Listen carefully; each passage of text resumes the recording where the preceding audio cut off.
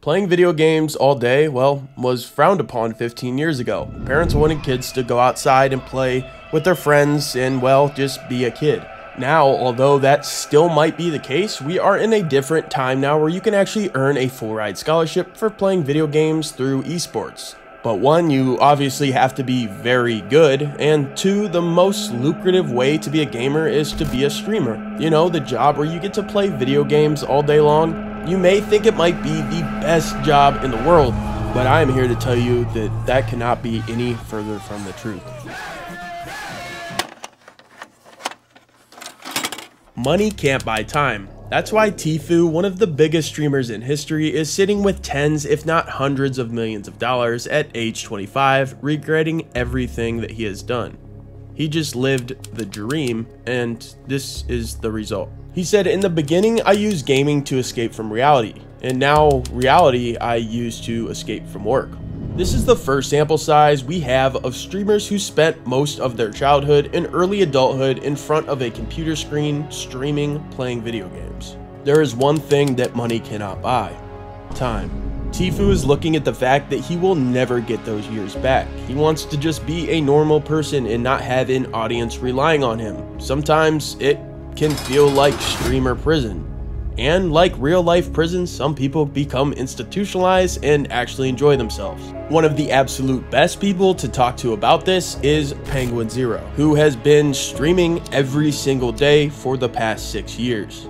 He said it is the best job and a luxury, and although many streamers are starting to step away, Penguin0 says he won't stop because he loves what he does. But listen to this. He had to take 4 days off from streaming due to life. Things happen. And that was the first time that he ever took multiple days off in a row. It resulted in him losing over 8,000 subscribers out of the 26,000 subscribers that he had. He lost 1/3 of his audience just from taking 4 consecutive days off. By quick math in my head, 8,000 subs equals $16,000 per month at least that he lost from the time off. Just 4 days, and his audience was afraid that he might be missing or dead. The streamer Ludwig took a week-long vacation and lost 10,000 subscribers, and to try to make those subs up, he ended up doing a week-long subathon because his monthly income just went down by at least $20,000. Streaming is a very competitive space, and if you take time off, well, the viewers will just go check out another streamer, and you better hope that they don't like them better, because if they do, you probably just lost your subscriber or several thousand. Many streamers will do streams while on vacation just because of the fear of taking a day off. So is it really vacation if you have to stream and work most of the time? Depends on who you ask. It is just a matter of time before the burnout comes. Tfue got some heat for saying that it was hard to stream for 6 to 8 hours a day. Some people got upset because, well, they were going to a job for at least 6 to 8 hours every day that they probably hate. Tfue was in a different position than most people because he never did any of what he built for money, and then towards the end he was only doing it for money, which he really didn't need because he had a huge nest egg that he had already built from ad revenue, sponsorships, and other deals. So at this point he was just spending his time, which his money cannot buy back. But money can buy streamers to different platforms, and this has led to the demise of Twitch, which just can't seem to get their act together. But there was no true competitor that was strictly a streaming platform. This was until Microsoft acquired Beam in 2016, more well known as Mixer, which is the name that they renamed the platform to. They signed Twitch streamers Ninja and Shroud to huge deals and took away 2 of the top viewed Twitch streamers off the platform and over to Mixer. Also, it's owned by Microsoft. I thought for sure they could compete with Twitch, if not become the top streaming website and take Twitch down. Although a lot of people, including myself, went over to Mixer, made an account, decided to check out the platform and see what it was all about, Ninja and Shroud were not enough to keep the platform growing, and they failed to grow the company and shut down in July of 2020.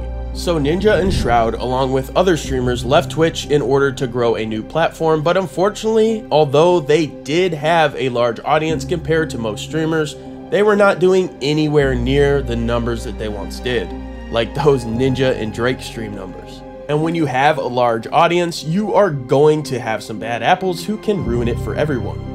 people find out where you live, well, that can result in you getting swatted, where a fake 911 call is placed, and it would cause enough concern to, in some cases, even send the SWAT team, queuing its name, getting swatted. This is not cool and places a lot of people in dangerous situations. Also, a person can sit behind the computer and enjoy the entertainment at the streamer's expense. Yes, it can create for a very entertaining stream, but not the kind of entertainment the streamer would hope to provide. Not to mention, you have almost no privacy and spend a ton of time on camera. Whether you like the attention and the camera on you or not, it takes you saying one wrong thing or even one wrong word and you could be banned off the platform and lose everything. And depending on how bad it is, possibly lose your audience forever. This puts a lot of stress on streamers, causing them to fall into bad places, such as when Poshibrid was streaming for 20 hours a day for 7 days straight. He went out for a smoke break and ended up never returning due to overdosing on fentanyl. Different streamers handle the sleep deprivation better than others, and some even stream them sleeping. This is where streamers start asking themselves, is it all really worth it? Especially when Twitch has not had streamers' backs. Not only has Twitch held streamers back with brand endorsements, which has been Ninja's biggest complaint with Twitch, which I can totally understand. Twitch currently has a 50-50 partner revenue split with all Twitch partners.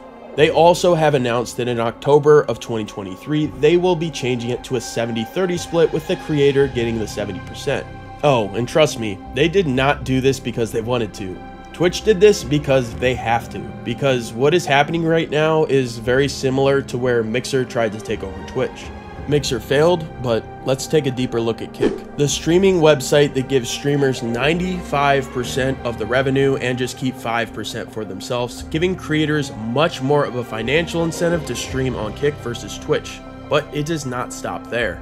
Kick just started signing some big names for some big dollar amounts. XQC just signed a $100 million deal with Kick. They also pulled Ninja away from Twitch once again, signing him to a deal between 20 and 30 million.